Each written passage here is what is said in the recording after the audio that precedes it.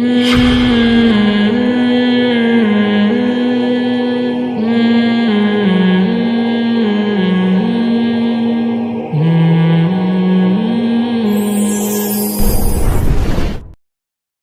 تھا اللہ تعالیٰ قرآن میں فرماتے ہیں لا تقدموا بین یدی اللہ ورسولہ، شریعت سے آگے نکلنے کی کوشش نہ کرو. کچھ چیزیں تو اتفاقی ہیں نا، کچھ چیزیں تو اتفاقی ہیں، اس میں تو اختلاف نہیں ہے. اس میں بھی لوگ شریعت سے آگے نکل رہے ہوتے ہیں. وہ اتفاقی کیا ہیں؟ وہ اتفاقی ہیں کہ پردہ عورت پہ کیا ہے؟ فرض ہے. زنا سب کے نزدیک حرام ہے، شراب سب کے نزدیک حرام ہے، نماز سب پہ فرض ہے، داڑھی سب کے نزدیک واجب ہے، اور سود سب کے نزدیک کیا ہے؟ حرام ہے. جوا سب کے نزدیک حرام. انشورنس جوئے کا مجموعہ ہے. ابا مر گئے تو پیسے ملیں گے، زندہ رہے تو پیسے گئے. تو یہ نہیں ہے طریقہ اسلام میں بھائی. لیکن یہاں ہمارے لبرل طبقہ کیا کرتا ہے؟ ایکچولی یہ اصل میں اس یوں تھا، ایکچولی یہ اصل میں یوں تھا. تو اس میں بتا رہا تھا کہ اصول فقہ جو پڑھتے ہیں نا، اس میں ایک اصول ہے، اور یہ اسلام ہی نے سکھایا ہے. اصول لکھا فقہا نے ہے، سکھایا کس نے؟ قرآن و سنت نے، کہ اسلامی احکام کا مدار حکمتوں پر نہیں ہوتا، علتوں پر ہوتا ہے. اس کو میں مثال سے سمجھاتا ہوں. دیکھو شراب حرام کیوں ہے؟ اس میں حکمت کیا ہے؟ تاکہ آپ پی کے بہکے نہیں، سوسائٹی میں حادثات نہ ہوں. یہی ہے نا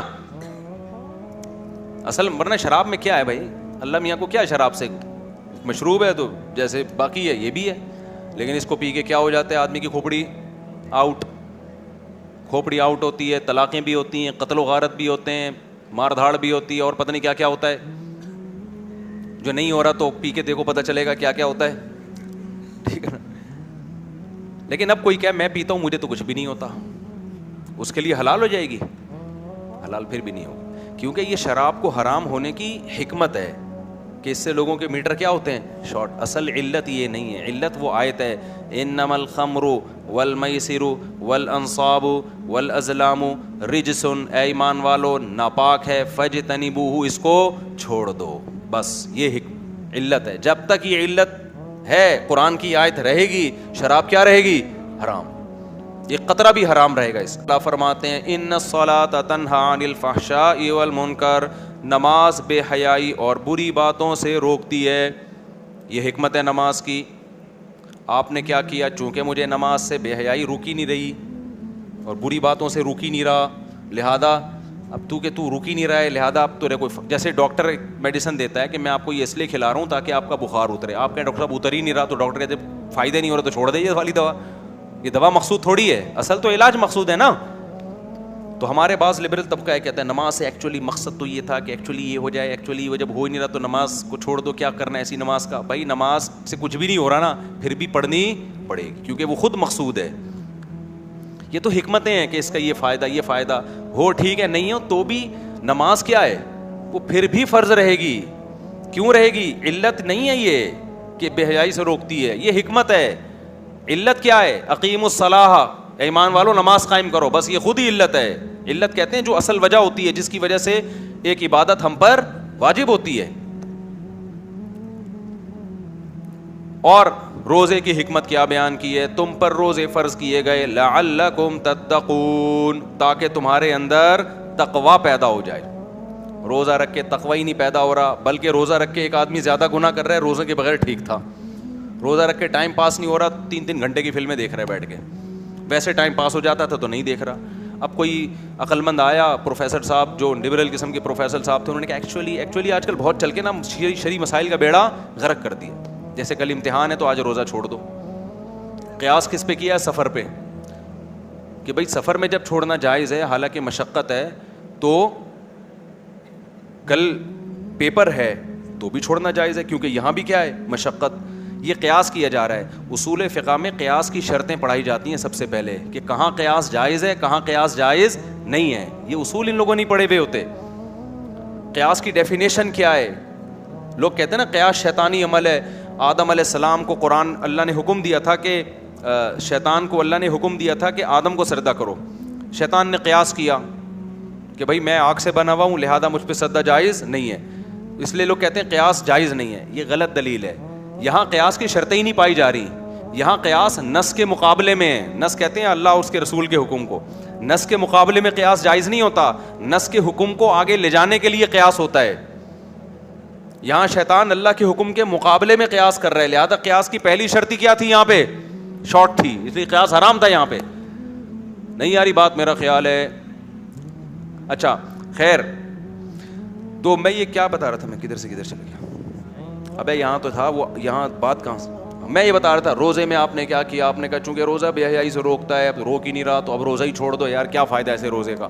پھر حدیثیں بھی مل جائیں گی, نبی نے فرمایا کہ جو روزہ رکھ کے گناہ نہیں چھوڑتا, غیبت نہیں چھوڑتا, بہت سے لوگ ہیں جن کو روزے میں بھوک پیاس کے علاوہ کچھ بھی حاصل نہیں ہوتا. اب آپ نے کہا چونکہ حدیث کا ریفرنس بھی ہے کہ بہت سے روزے دار ایسے ہیں جن کو روزے میں بھوک کے علاوہ کچھ بھی حاصل نہیں ہوتا, حدیث بھی ہے.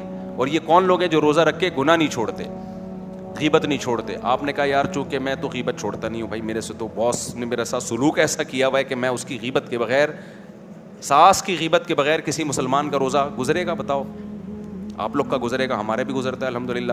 اچھا, کیونکہ ضرورت ہی نہیں, اتنی اچھی سانسیں سب کو ملی ہوئی ہیں الحمدللہ.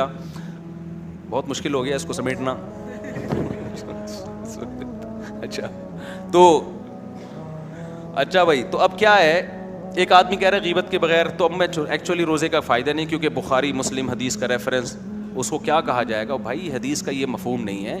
کیونکہ روزہ جو فرضیت کی اصل وجہ ہے نا, وہ یہ ہے یا ایھا الذین آمنوا کتب علیکم الصیام, ایمان والو تم پہ روزے فرض کیے گئے, اور اس کی دن ٹائم کون سا ہے, شہر رمضان, قرآن نے بتا دیا.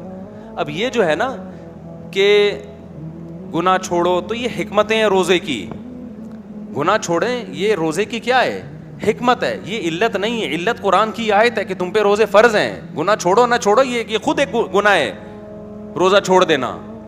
باقی حدیث میں جو کہا جا رہا ہے کہ بہت سے لوگ جو روزہ رکھ کے بھی گناہ کرتے ہیں ان کو بھوک پیاس کے علاوہ کچھ نہیں حاصل ہوتا, یہ صرف موٹیویشن کے لیے ہے, یہ بتانے کے لیے نہیں ہے کہ گناہ نہیں چھوٹ رہے تو روزہ ہی چھوڑ دو, کوئی فائدہ ہی نہیں ہے روزہ رکھنے کا.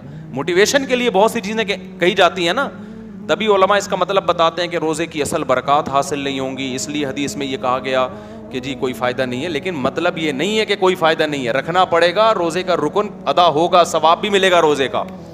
سمجھتا ہے کہ نہیں سمجھتا؟ صرف ریفرنسز یاد کیے ہوئے ہوتے ہیں آج کل لوگوں نے.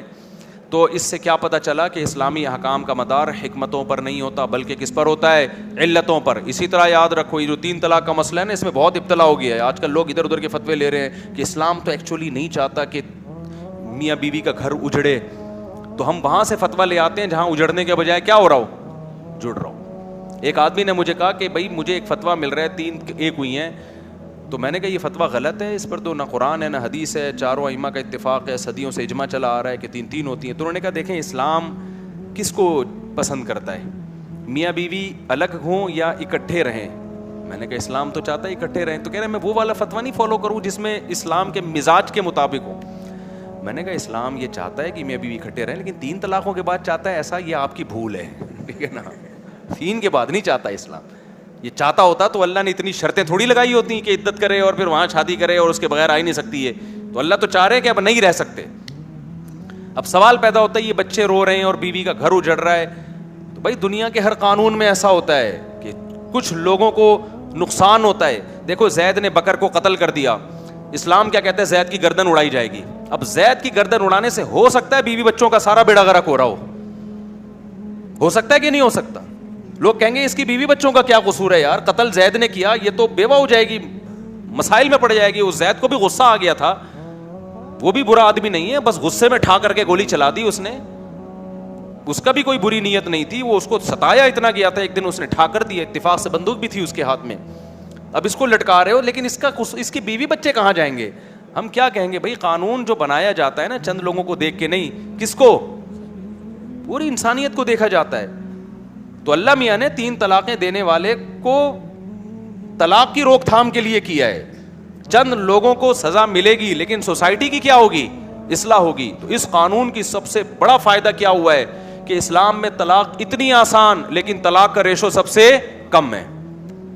یہ کتنی بڑی دلیل ہے. اگر ہمیں بتایا جاتا نا عقل سے فیصلہ کرو تو ہم غلط فیصلے کرتے.